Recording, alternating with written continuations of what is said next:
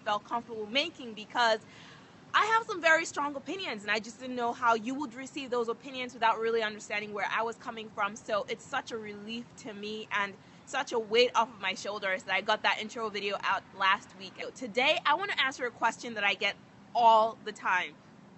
Every single time I tell people that I'm Nigerian, I get two comments every single time. The first comment is, "Oh my gosh, you speak really good English." And every time people say that, I always say thank you, because actually I worked hard to be able to speak English with a minimal Nigerian accent. And the reason I did that is a completely different video. I'm not going to address that in this video.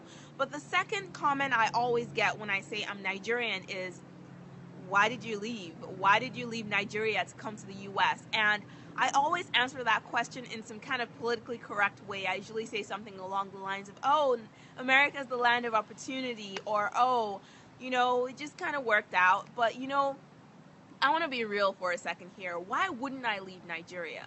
I think asking why I left Nigeria to come to the US is the wrong question. The right question would be, why wouldn't I leave?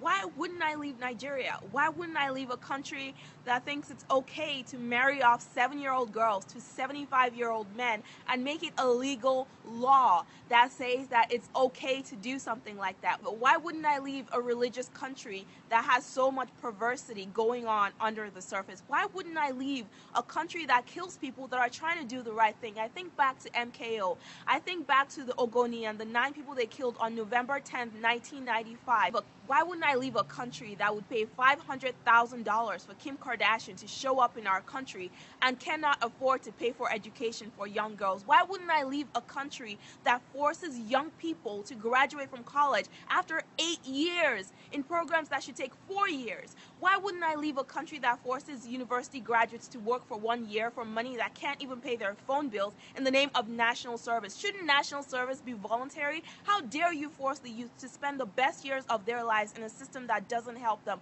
Why wouldn't I leave a country where people spend 8 years trying to get a degree that should only take 3 years? Why wouldn't I leave a country where university professors sleep with girls every single day of the school year so they can get good grades, and the government turns a blind eye and there's no justice for these girls? Why wouldn't I leave a country where I don't feel safe walking down the street in the broad daylight, in the afternoon hours, not even late at night? Why wouldn't I leave a country where there is so much kidnapping and killing and corruption day in, day out? Why wouldn't I leave a country where our leaders convene every single day of the week to share the money that's being gotten from oil? Why wouldn't I leave a country that the US pays $30 billion to almost every year? Actually, I'm not sure if that number is correct.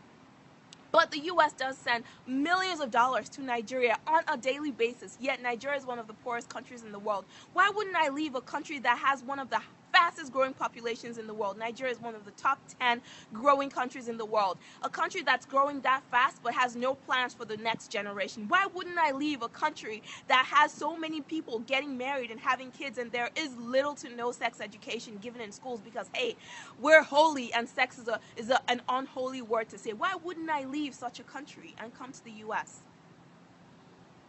And for those of you that are going to say, "Well, Kola, you're not helping by leaving," here's what I want to ask you.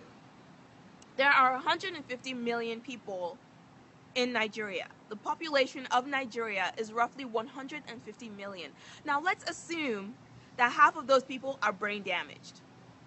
Let's just say 50% of the Nigerian people living in Nigeria are brain damaged. That leaves 75 million human beings with perfectly functional brains living in the system. Why aren't those people making change happen? Why would it be me? Why would I be the hero? Why would my presence in Nigeria make a difference? Why do I have to be person number 75,000,001 in order for change to happen?